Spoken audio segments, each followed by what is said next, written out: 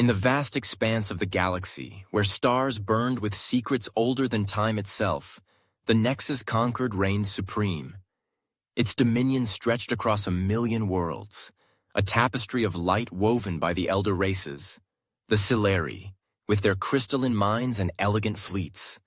The Zorak, insectoid swarms whose hives pulsed with primal intellect. The Kryn, reptilian strategists who thrived on cunning. And countless others, each contributing to a civilization that believed itself eternal. The conquered spires glittered on Clithera, its capital, a world of prismatic towers that caught the light of twin suns. Their technology was divine, their fleets invincible, their authority absolute. They were the architects of order, the arbiters of fate. Yet, in the shadowed corners of their archives, buried beneath layers of bureaucracy and dogma, lingered tales of a forgotten race, the Terrans. These were not stories of triumph, but whispers of warning, passed down by the eldest of the elder races. The Terrans, it was said, hailed from a world called Sol, a blue-green cradle lost to the mists of time.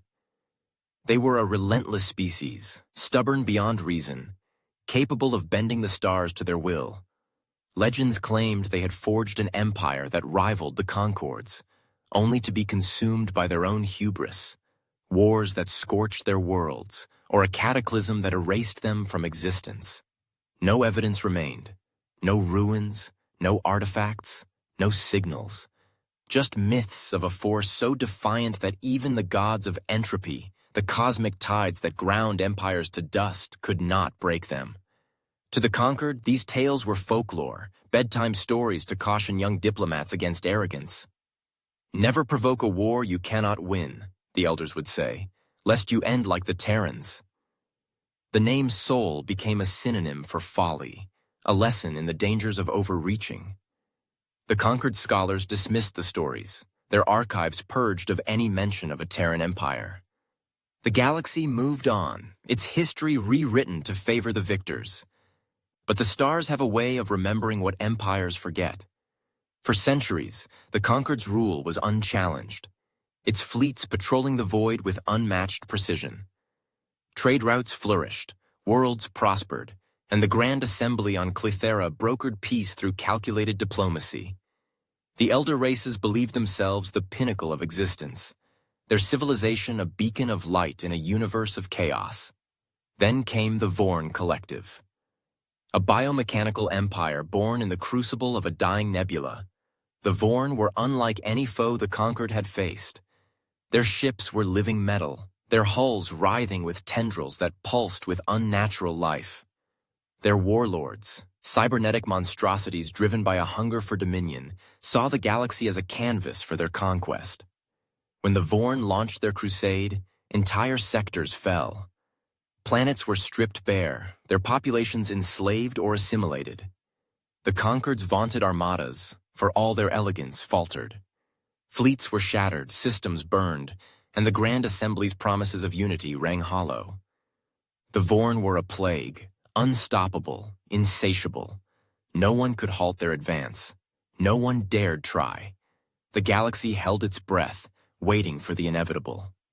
The Conquered's leaders, ensconced in their crystalline spires, debated strategies that crumbled before they could be implemented. Fear seeped into the halls of power, a poison that eroded centuries of confidence. The Vorn were not just a threat, they were a reckoning, a reminder that even the mightiest empires could fall. And then something changed. In the skies above Clithera, where the Conquered's pride shone brightest, a shadow stirred. A whisper of something ancient, something forgotten. The stars themselves seemed to pause, as if sensing the weight of what was to come. The Terrans were no longer a myth. On the eve of Clithera's annual conclave, when the elder races gathered to reaffirm their dominion, the sky tore open. A jagged rift, its edges pulsating with energies that defied the Solari's most advanced sensors, split the heavens above the capital. The Conquered's orbital defenses, designed to repel any threat, flickered and failed, their systems overwhelmed by the anomaly's sheer power. From the rift's depths emerged ships unlike any the galaxy had seen. They were not the graceful spires of Silari cruisers, nor the pulsating hives of Zorak swarms, nor even the sleek war machines of the Kryn. These vessels were angular, brutal, their hulls scarred by battles fought in realms beyond imagining. Their armor was pitted and blackened, yet it thrummed with a resilience that spoke of unrelenting purpose. Their weapons glowed with a primal energy, a power that felt older than the stars themselves. The conquered sensor networks went into a frenzy, unable to classify the intruders. On Clithera's surface, crowds gathered in the plazas, their eyes fixed on the rift. Diplomats in the Grand Assembly paused mid-debate, their holographic displays stuttering as the anomaly's energy disrupted their systems. For a moment, the galaxy held its breath. Then came the transmission. A single message, broadcast on every frequency, in a language so ancient it took the Concord's linguists minutes to decipher. The voice was calm, unyielding, carrying the weight sheet of centuries. "We are Terran, and we are back." The words echoed through the halls of power, through the streets of Clithera, through the minds of every being who heard them. The Terrans. The name stirred something primal, a flicker of fear buried deep in the galaxy's collective memory. But the Vorn Collective, emboldened by their string of conquests, laughed off the message. To them, the Terrans were a fairy tale, a relic of a weaker era. They saw no threat in these battered ships, no power in a name long forgotten. Their warlords, secure in their biomechanical fortresses, viewed the newcomers as an opportunity to demonstrate their supremacy. So they struck first. A Vorn dreadnought, the Oblivion's Fang, loomed at the edge of the system. Its hull writhed with biomechanical tendrils, its weapons charged with antimatter lances capable of vaporizing entire fleets. With a surge of energy, it unleashed a barrage toward the lead Terran vessel, the TFS Vindicator. The attack was a spectacle of destruction, a wave of light that should have melted any known shield, reducing the ship to atoms. But the Vindicator endured. Its armor drank the energy, absorbing the onslaught like a predator savoring its prey. The ship's hull glowed briefly, then stabilized, unscathed. The Vorn's warlord, monitoring from the dreadnought's bridge, froze, its cybernetic eyes flickering in disbelief. Before it could issue another command, the Vindicator answered. A salvo of kinetic projectiles, each the size of a skyscraper and accelerated to relativistic speeds, tore through the void. They moved so fast they burned trails of plasma in their wake, slamming into the Oblivion's Fang with catastrophic force. The Vorn's shields, designed to withstand the might of entire fleets, shattered like brittle glass. The dreadnought was reduced to a cloud of debris in seconds, its tendrils vaporized, its crew silenced. The Terrans did not pause. Their fleet surged forward, movements precise, formations flawless. Every shot was calculated, every maneuver deliberate. They fought with the efficiency of a species that had clawed its way back from extinction. The Battle of Clithera unfolded with terrifying speed. The Vorn's Armada, 800 vessels strong, was a force that had crushed worlds. But against the Terrans, it was nothing. Ship after ship fell, their living metal hulls torn apart by kinetic barrages and plasma volleys. The Terrans' weapons were not elegant, but they were devastating. Each strike a testament to a civilization forged in war. The battle was over in 3 hours. The Vorn's Armada, once a symbol of terror, was reduced to floating wreckage, drifting aimlessly in Clithera's orbit.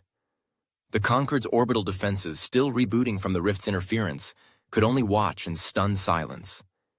Then the Terran spoke again. "You forgot us," the voice said, its tone cold and deliberate. "You erased our name. You thought us dead." A pause, heavy with menace. "You were mistaken." The transmission ended, and the Terran fleet lingered, an unyielding wall of warships in the void. Across the galaxy, empires shuddered. The myth of the Terrans was no longer a whisper. It was a roar, and the stars themselves seemed to tremble in its wake. Aboard the Vindicator, Admiral Cale Drayton stood on the command deck, his gaze fixed on the tactical display. The Vorn's wreckage drifted before him, a testament to their hubris. The ship's AI, codenamed Sentinel, projected casualty figures onto the screen. Vorn losses, 99.8%. Terran losses, 0.7%. Too easy, Drayton muttered, his voice low. They were supposed to be the galaxy's apex predators. Commander Mira Cade, his second-in-command, leaned against a console, her smirk sharp. They thought we were a bedtime story, Admiral. Bedtime stories don't hit back. Drayton didn't share her humor. The Vorn had been a test, a chance to gauge the galaxy's strength. They had failed spectacularly. He turned to Sentinel, his eyes narrowing. What's the Concord doing? They are panicking, the AI replied, its voice a smooth synthetic hum. Intercepted communications indicate fear, division. They are unprepared. Good, Drayton said, his jaw tightening. Let them stew. His gaze drifted to the void, where the Concord's glittering worlds awaited. Prepare the fleet. We're not done. Somewhere in the depths of the rift from which they had emerged, a faint signal pulsed. It was old, fragmented, but unmistakably Terran. And it carried a single word. Sol. The aftermath of the Battle of Clithera sent shockwaves through the Nexus Concord, shattering centuries of complacency. The Vorn Collective, a biomechanical juggernaut that had devoured entire sectors, had been annihilated in a single engagement. 800 warships, each a fortress of living metal, reduced to drifting husks in 3 hours. The Concord's leaders, ensconced in their crystalline spires, struggled to comprehend the impossible. The Terrans, a species dismissed as myth, had returned. Not as ghosts, but as predators. Their ships lingered in Clithera's orbit, salvaging the Vorn's wreckage with a cold efficiency that chilled even the Kryn's calculating minds. High Arbiter Lysara Vren stood before the Grand Assembly, her silver eyes scanning the holographic reports flooding the chamber. The Solari diplomat was renowned for her composure, a beacon of reason in a galaxy of egos, but today her hands trembled slightly. The holomap projected above the assembly showed the Terran fleet, an unyielding wall of warships, their scarred hulls glinting in the light of Clithera's twin suns. The data was stark. Vorn losses, 99.8%. Terran losses, 0.7%. No empire, not even the Concord at its zenith, had ever achieved such a decisive victory. This defies reason, growled Korath, a Zorak warlord, his mandibles twitching with unease. His insectoid frame loomed over the table, his multifaceted eyes reflecting the holomap's glow. No species could wield such power, not even the Concord. Lysara's fingers tightened around her podium. They are no myth, Korath. They are real, and they are here. She gestured to the holomap, zooming in on the Terran flagship, the TFS Vindicator. They have not responded to our hails. No demands, no threats. Just silence. Silence is a weapon, hissed Valthar, a reptilian delegate from the Kryn Syndicate. His scaled tail flicked nervously, a rare display of unease from a species known for its ruthlessness. They are waiting, watching. Predators do not announce their hunt. Lysara nodded grimly. Valthar was right. The Terran silence was more unsettling than any declaration of war. It was the quiet of a storm gathering strength, a promise of devastation yet to come. She turned to her aide, Terran, a young Silari whose crystalline skin shimmered with anxiety. Have we sent an envoy? We tried, Terran replied, his voice strained. 3 diplomatic probes, each broadcasting on every known frequency. They were ignored. The Terrans didn't even acknowledge their presence. The chamber erupted in murmurs, a cacophony of fear and disbelief. The Concord had faced threats before, rebellions, pirate fleets, even the Vorn's early incursions, but never a force that refused to engage. Diplomacy was the Concord's shield, its currency of power. To be ignored was to be rendered irrelevant. We must act. Korath slammed a clawed limb onto the table, cracking the crystal surface. If they will not speak, we strike first. Show them the Concord's might. Lysara's eyes narrowed. And repeat the Vorn's mistake? You saw what they did to a fleet that rivaled ours. We cannot afford recklessness. Then what? Valthar snapped. We wait like prey? Lysara exhaled, her mind racing. The Terrans were an enigma, their motives obscured by centuries of absence. The myths painted them as warmongers, but their actions at Clithera suggested something else. Discipline, purpose, restraint. They had not attacked Clithera itself, nor targeted civilian ships. They had come for the Vorn, and the Vorn alone. But why? We need answers, she said finally. Not war, not yet. We must understand who they are, what they want. Korath chittered derisively. You would reason with ghosts? They are not ghosts, Lysara shot back. They are survivors, and survivors always have a story. The assembly fell silent, her words hanging heavy. Lysara's gaze drifted to the holomap, where the Vindicator loomed like a specter. Somewhere within that ship was the key to the Terrans' return and the galaxy's future. Aboard the TFS Vindicator, Admiral Cale Drayton stood on the command deck, his hands clasped behind his back. The tactical display before him showed the Vorn's wreckage, a sprawling graveyard of twisted metal and shattered tendrils. The ship's AI Sentinel projected casualty figures in a holographic overlay. Vorn losses, 99.8%. Terran losses, 0.7%.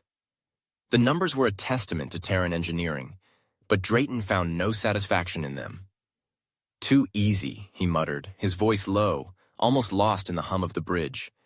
They were supposed to be the galaxy's apex predators. Commander Mira Cade, his second in command, and leaned against a console, her dark eyes glinting with amusement. They thought we were a bedtime story, Admiral. Guess they forgot how nightmares work. Drayton didn't share her humor. The Vorn had been a test, a chance to measure the galaxy's strength after centuries of absence. They had failed spectacularly, their arrogance blinding them to the Terrans' resolve. But the Conquered was different. Larger, older, more entrenched. They would not fall so easily or so quietly.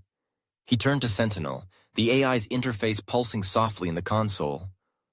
What's the Concord doing? They are panicking, Sentinel replied, its voice a smooth synthetic hum.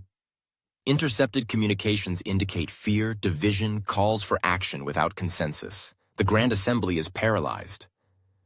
Good, Drayton said, his jaw tightening. Let them stew. His gaze shifted to the void beyond the viewport, where Clithera's twin suns cast their light on a galaxy unprepared for what was coming. What about the signal? Sentinel's interface flickered. The transmission from the rift remains active, though fragmented. It is Terran in origin, broadcasting a single word, Sol. Coordinates are incomplete, but analysis suggests a point beyond known space. Drayton's eyes darkened. Sol. The cradle of his people, lost for centuries. Not destroyed, not abandoned, but lost. Erased from every chart, every record. The mystery of its disappearance was the fire that drove him, the wound that fueled the Terran resurgence. He would find it, no matter the cost. Prepare the fleet, he commanded. We move on the Vorn's core systems next, and keep monitoring that signal. If it's Sol, we need to know. Cade raised an eyebrow. The Concord's watching, Admiral. They'll see us coming. Let them, Drayton said, his voice cold. Let them remember what they forgot. As the Vindicator's engines hummed to life, a faint pulse echoed through the rift, unnoticed by the Concord's sensors. It was old, desperate, and unmistakably human. And it carried a warning. They are coming. The Terrans' campaign against the Vorn Collective was a masterclass in annihilation. After their victory at Clithera, they struck with terrifying precision, dismantling the Vorn's empire system by system. The Vorn, once feared as the galaxy's unstoppable plague, were reduced to scattered remnants, their biomechanical fleets hunted to extinction. Unlike the Conquered's drawn-out wars, bogged down by politics and fragile alliances, the Terrans fought with a singular purpose: There were no prolonged sieges, no negotiations, no mercy for those who resisted. Each battle was swift, surgical, and absolute. The Vorn's stronghold of Xikra 4 fell in days. Its orbital defenses, bristling with antimatter cannons, were obliterated by Terran kinetic barrages. Shipyards that had churned out dreadnoughts for centuries were seized and repurposed, their biomechanical cores reprogrammed to serve the Terran war machine. The galaxy watched in stunned silence as the Terrans advanced, their scarred warships moving like wolves through a wounded herd. The Vorn's warlords, cybernetic monstrosities who had terrorized the stars, were executed without ceremony. Their screams, broadcast on open channels, were the last echoes of an empire that had dared to challenge the forgotten. On Clythera, the Nexus Concord's capital, High Arbiter Lesara Vren convened an emergency summit in the Grand Assembly. The chamber, a cathedral of crystal and light, was usually a bastion of calculated debate, where diplomats wove intricate webs of power. Now it was a cauldron of dread. Representatives from every major species filled the hall, their voices a chaotic blend of fear and defiance.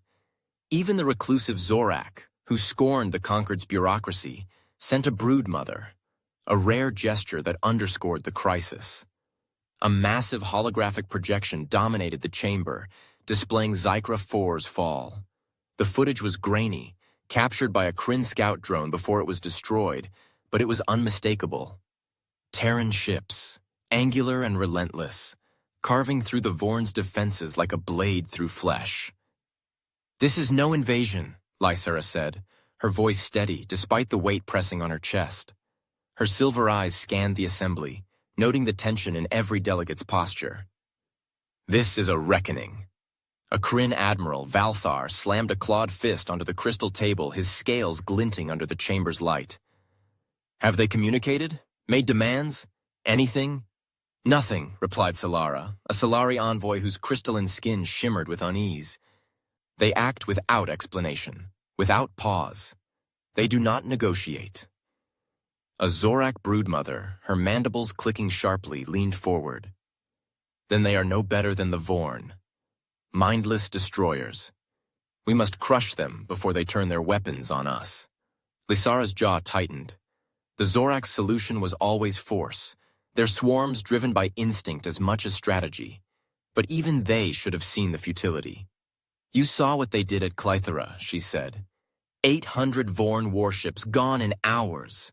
We are not facing a warlord's ambition or a swarm's hunger. We are facing something else. The hologram shifted, revealing an intercepted Terran transmission. It had been captured by a Concord probe, one of the few to survive near Xikra 4.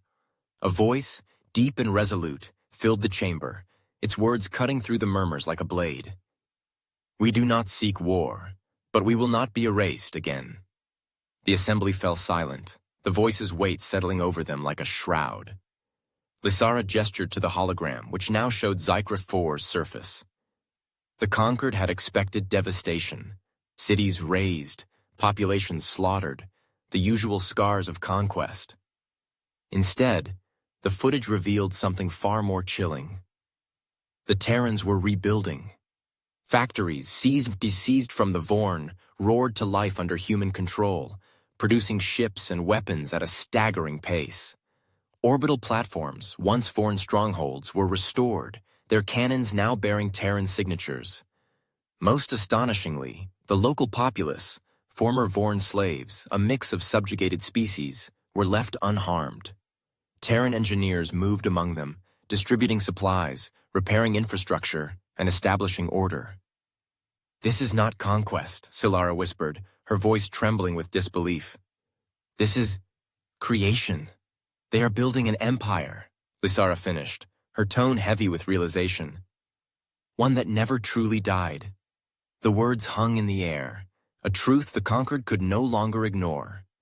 The Terrans had not returned for vengeance alone. They were reclaiming their place among the stars, reshaping the galaxy in their image. And they were doing it with a speed and precision that defied comprehension. Korath, the Zorak warlord, broke the silence, his mandibles snapping. "If they will not speak, we must act. Unite our fleets, strike before they grow stronger. And lose everything, Lysara countered. We need to understand them, not provoke them. They haven't attacked us, yet. That means there's a chance. A chance for what? Valthar growled. To beg for mercy? To survive, Lysara said, her silver eyes burning with resolve. We cannot fight what we do not understand. I will go to them as an envoy. I will find out what they want. The chamber erupted in protests, Korath's chittering voice rising above the rest. You would face these monsters? They've ignored every probe, every signal. They are not monsters, Lysara said, her voice cutting through the chaos. They are survivors, and survivors always have a purpose. If we do not learn it, we will all fall. The assembly quieted, her words sinking in. Lysara's gaze returned to the hologram, where the Terran fleet lingered over Xikra 4, a silent promise of what was to come. She knew the risks of her plan, facing an unknown enemy alone with no guarantee of survival. But the alternative was worse. The galaxy was changing, and the conquered could either adapt or be swept away. Aboard the TFS Vindicator, Admiral Cale Drayton reviewed reports of Xikra 4's fall. The planet was now a Terran stronghold, its resources fueling their war machine. Sentinel, the ship's AI, projected a strategic map, blue icons marking Terran-controlled systems spreading like a tide. The Vorn's empire was crumbling, but Drayton's focus was elsewhere. Any change in the soul signal? He asked, his voice low. Sentinel's interface pulsed. The signal remains active, broadcasting coordinates beyond known space. It is fragmented but consistent. Analysis suggests a Terran origin, possibly a beacon. Drayton's jaw tightened. Soul. The cradle of his people lost for centuries. Every step of this campaign brought him closer to answers, but the galaxy was not yet ready to yield its secrets. Keep monitoring, he ordered, and prepare the fleet for Vycross. The Vorn's homeworld is next. Commander Mira Cade, standing nearby, raised an eyebrow. The Concord's watching, Admiral. They're scared. Might try something desperate. Let them, Drayton said, his eyes fixed on the map. They'll learn soon enough. In the distance, the rift that had birthed the Terrans pulsed faintly, its energies whispering a warning only Sentinel detected. The truth lies beyond. Lysara Vren's decision to face the Terrans sent ripples of shock through the Nexus Conquered. The Grand Assembly, already fractured by fear, erupted in protests at her plan. Madness! Korath, the Zorak warlord, had roared, his mandibles snapping. They've ignored every probe, every signal. You'll be walking into a trap. But Lysara was resolute. The Terrans were not mindless conquerors. Their restraint at Xikra 4 proved that. If the conquered was to survive, she needed to understand them. Not as myths, but as a civilization with motives and scars. Diplomacy was her only weapon, and she would wield it, even at the cost of her life. Days later, the Aetheris, a sleek Solari diplomatic vessel, emerged from hyperspace near the Terran fleet in Vorn-controlled space. The TFS Vindicator loomed before her, its scarred hull a stark contrast to the Aetheris's prismatic elegance. The Terran warships formed a silent, impenetrable wall, their weapons dormant but radiating menace. Lysara's heart pounded as her ship's sensors struggled to analyze the fleet. Their technology was alien yet familiar, as if drawn from a forgotten chapter of galactic history. Her second-in-command, Terran, shifted uneasily beside her, his crystalline skin dimming with anxiety. This feels like suicide, Arbiter. If they wanted us dead, we wouldn't have made it this far, Lysara replied, though her voice betrayed a flicker of doubt. The Terrans had ignored every conquered probe, yet they had allowed her ship to approach. That alone was a sign, whether of hope or danger she couldn't yet tell. A cold transmission crackled through the comms, devoid of warmth or ceremony. Docking authorized. Proceed. The voice was clipped, a warrior's tone, carrying an authority that brooked no argument. Lysara steadied her breathing as the Aetheris connected to the Vindicator's airlock. A hiss of decompression signaled the opening, and a squad of Terran soldiers appeared. Clad in angular black and gray armor, their helmets concealing their faces, they moved with perfect discipline. Their weapons were holstered, but the tension in their posture was palpable. Warriors ready to kill at a moment's notice. At their center stood a figure who commanded the room without effort. Admiral Cale Drayton. His presence was like a gravitational well, drawing all attention. His uniform was unadorned, save for a single insignia on his shoulder. A stylized star, the sigil of the Terran resurgence. His eyes, a piercing storm gray, locked onto Lysara's, assessing her with a cold intensity that made her feel exposed. This was no politician, no diplomat. This was a man forged in war, carrying the weight of a lost civilization. "You requested a meeting," Drayton said, his voice flat, devoid of warmth or hostility. "Here we are." Lysara stepped forward, her silver eyes meeting his without flinching. "I am High Arbiter Lysara Vren, representing the Nexus Conquered." "I know who you are," Drayton replied, his tone unchanging. The words were not a courtesy, they were a statement of fact, as if he had already dissected her motives. She swallowed, her throat tight. Negotiating with the Conquered's empires had always been a dance of charm and calculation, but Drayton was no dancer.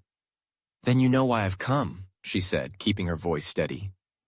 "The Conquered seeks to understand your intentions, to find a path forward." Drayton turned sharply, gesturing for her to follow. "Walk with me." Lysara hesitated only a moment before complying, Terran trailing nervously behind. As they moved through the Vindicator's corridors, she took in her surroundings. The ship was a study in stark efficiency.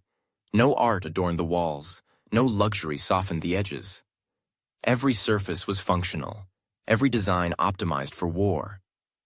Consoles hummed with data, their interfaces displaying tactical maps and fleet movements. The air carried a faint metallic tang, a reminder of the battles this ship had endured.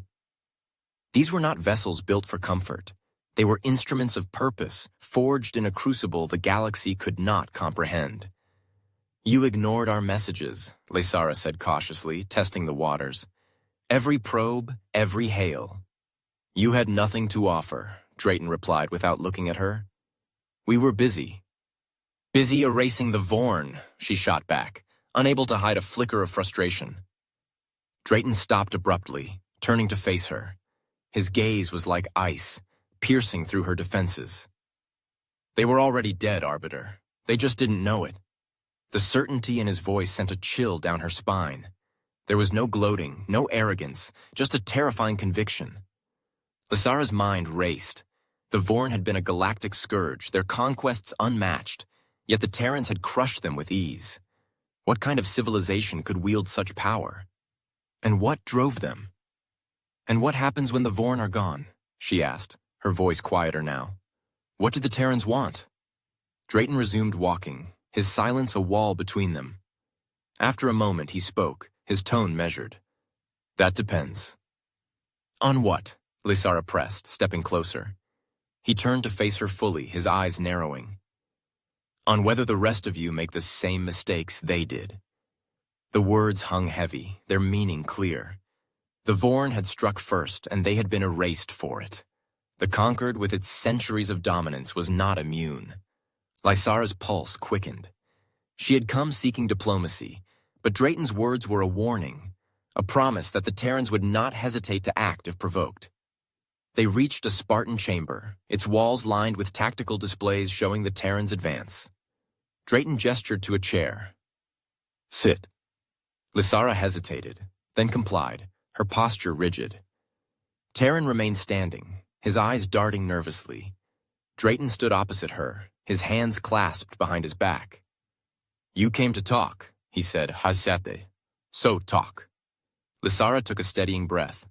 "The Conquered wishes to open negotiations, to find a way to coexist." Drayton's lips twitched, almost a smirk. "Coexist? With those who erased us from history?" Lysara flinched.